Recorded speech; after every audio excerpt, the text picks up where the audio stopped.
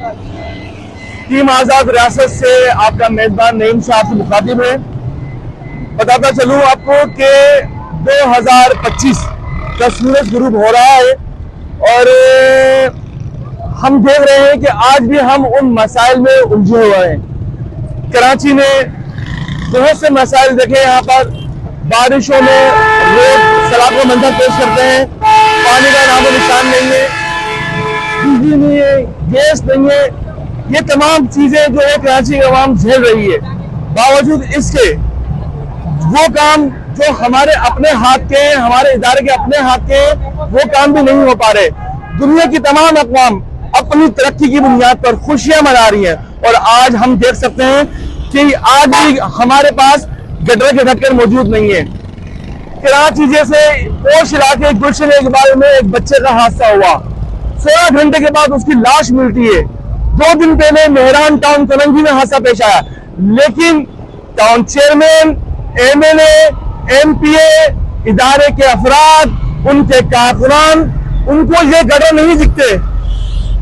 Main जगह है बंगाली मोड़ की, जहां पर बाजार भी लगता है, लेकिन बावजूद इसके इस एक ढक्कन की कीमत क्या हो सकती है?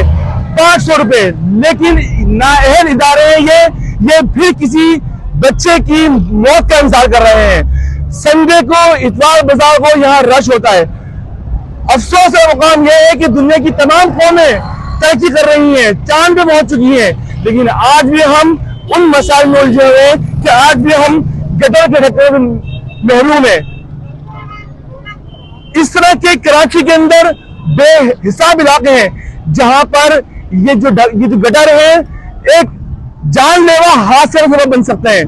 तो मैं इन तमाम टाउन चेयरमैन से, मैं मखसूस चेयरमैन की बात नहीं करता, मैं सिर्फ सवाद बोर्ड टाउन चेयरमैन की बात नहीं करता, मैं नॉर्थ कराची, मैं कोरंगी, मैं गुलशन इकबाल, मैं नॉर्थ नाजाबाद, मैं औरंगी टाउन, जो भी हमने अब तक न्यूज चला चुके हैं, मैं इनसे गुजारिश करता हूँ, हाथ जोड़ के अपील करता हूँ कि खुदारा अपने फंड्स को इन गटर के ढक्कों पे लगाएं ताकि मासूम बच्चों की जानों की हिफाजत हो सके।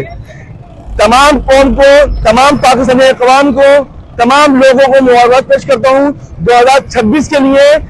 उम्मीद करता हूँ कराची के मेयर, कराची के टाउन चेयरमैन, वज़ीर आला सिंध इस अहम मसले पर फोकस करेंगे, क्योंकि ये सियासत नहीं है, ये इंसानी जान का मसला है।